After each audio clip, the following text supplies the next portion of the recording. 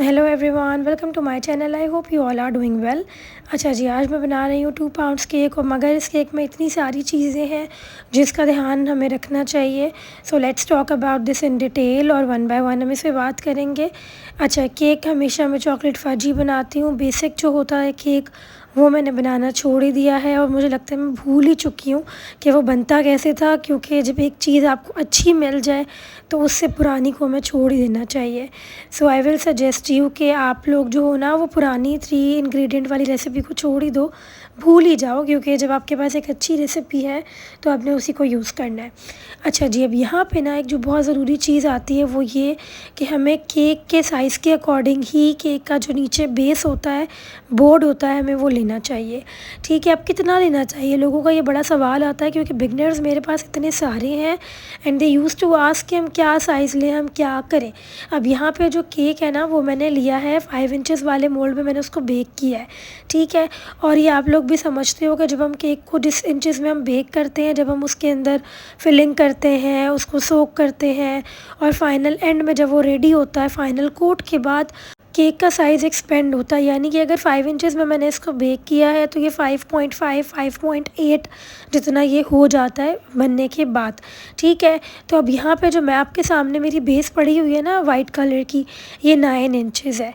ठीक है, मैं हमेशा 5 इंचेस वाले मोल्ड्स के लिए 5 इंचेस वाले केक्स के लिए मैं लेती हूँ 9 इंचेस की बेस, और 5 इंचेस में नॉर्मल हाइट में बनता है भाई 1 पाउंड केक। ठीक है, और अगर आपको हाइटेड चाहिए, जिस तरह अभी मैं ये हाइटेड बना रही हूँ, ठीक है, तो 2 पाउंड्स तक का केक 5 इंचेस वाले में आपने हाइटेड बनाना है। ठीक हो गया। फिर उसके बाद अगर आप लोगों को कोई कहता है कि 3 पाउंड्स केक बना के दें, ठीक है, नॉर्मल हाइट तक का, तो आप 6 इंचेस वाला मोल्ड यूज़ कर सकते हो। 6 इंचेस में अगर कोई हाइटेड कहता है तो फिर आपने जो है वो बेस ले लेनी है 10 इंचेस की। ठीक है, मैं हमेशा जब भी 6 इंचेस वाला केक बनाती हूँ तो मैं नीचे जो बोर्ड होता है वो मैं ले लेती हूँ 10 का, या अगर बहुत कोई बड़ा सा केक हो जिसकी बहुत हाइटेड हो, ठीक है, जो बहुत हाइट हो जिसकी हो ना, तो वहाँ आपने बोर्ड का साइज़ इंक्रीज़ करना होता है। ठीक है, क्योंकि भले नीचे से जो उसका ब्रेथ है ना वो कम हो केक का, मगर जब उसकी हाइट बहुत ज़्यादा होती है तो फिर हमें बोर्ड बड़ा लेना पड़ता है, ताकि ऐसा ना हो कि केक बहुत उसके ऊपर फैला हुआ लग रहा हो, क्योंकि जितनी जितनी केक की हाइट बढ़ती जाएगी उतना वो केक बहुत बड़ा लगता है। तो इन चीज़ों का हमने ध्यान रखना होता है। तो हमेशा 5 इंचेस के लिए 9 इंचेस की बेस आपने यूज़ करनी है, बेस यानी कि बोर्ड। ठीक हो गया। अच्छा, अब ये 2 पाउंड्स केक था, मगर यहाँ पे जो मेरा रेडी हुआ है वो आप लोगों के सामने है।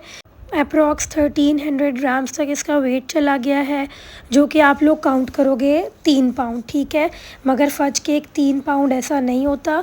अच्छा, किसी ने मुझे कहा था लास्ट वीडियो में कि ये तो बड़ा गलत है, हम इतना ज़्यादा वेट दें।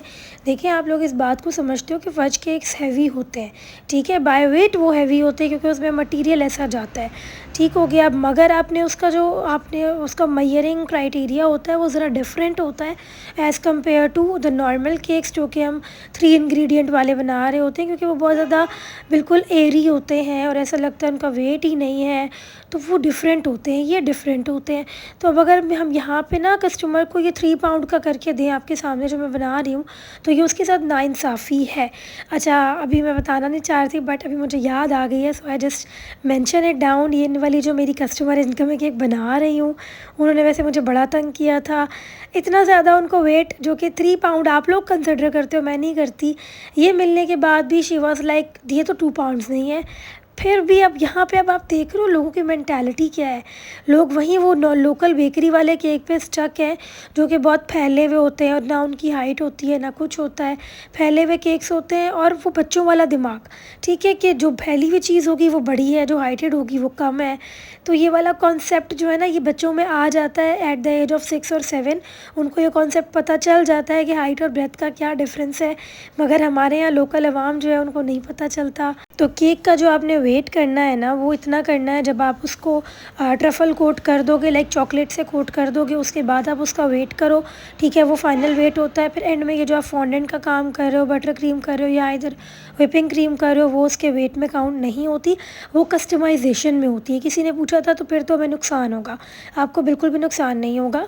ठीक है, इन सब चीज़ों को आप कस्टमाइजेशन में कॉस्ट करोगे, जो कि 1300 1500 2000 तक भी कस्टमाइजेशन होती है। ठीक है, और वो सब कस्टमाइजेशन में आता है और आप ये अपने कस्टमर को बताते हो, प्रॉपर गाइड करते हो कि अच्छा पर पाउंड मैं ये लगा रही हूँ और बाकी सब ये कस्टमाइजेशन का कॉस्ट है। ठीक है, 1500 पर पाउंड जो मैं आप लोगों को बता देती हूँ ना, दैट डजंट मीन कि पूरा केक ही 1500 पर पाउंड में मैंने दिया और ये 3000 का है। सो ऐसा कुछ भी नहीं है। ठीक है, ये सब चीज़ें जो ऊपर की होती है ना, बटर क्रीम समेत, ये सब कस्टमाइजेशन में आता है। ठीक है, आप वो पर पाउंड में काउंट नहीं करते हो। पर पाउंड सिर्फ होता है ट्रफल कोट तक। ठीक है, जो कि हम किसी को ऐसे तो नहीं देते ना केक, हम हमेशा उसके ऊपर काम तो करते ही हैं। तो जो हम काम करते हैं वो सब कस्टमाइजेशन में आता है। इवन तो अगर आप कोई मोल्ड यूज़ कर रहे हो, कोई फॉन्डेंट मोल्ड यूज़ कर रहे हो, तो वो उसका पूरा कॉस्ट आप नहीं लगाते हो, बट उसको यूज़ करने का भी चार्ज आप लगाते हो, क्योंकि that is also counted in customisation. क्योंकि आपका टाइम उस पर लग रहा है, आपका जो कॉस्ट मोल्ड को ख़रीदने में आया है वो भी लगता है, आपकी मेहनत लगती है। तो आप पूरा कॉस्ट ही लगाते हो, बट एक एवरेज आप निकालते हो एंड देन आप उस पर लगा रहे होते हो। सो आई होप आज की वीडियो में बहुत सी चीज़ें आपको क्लियर होंगी। मिलते हैं नेक्स्ट वीडियो में, अपना ख्याल रखें, बाय।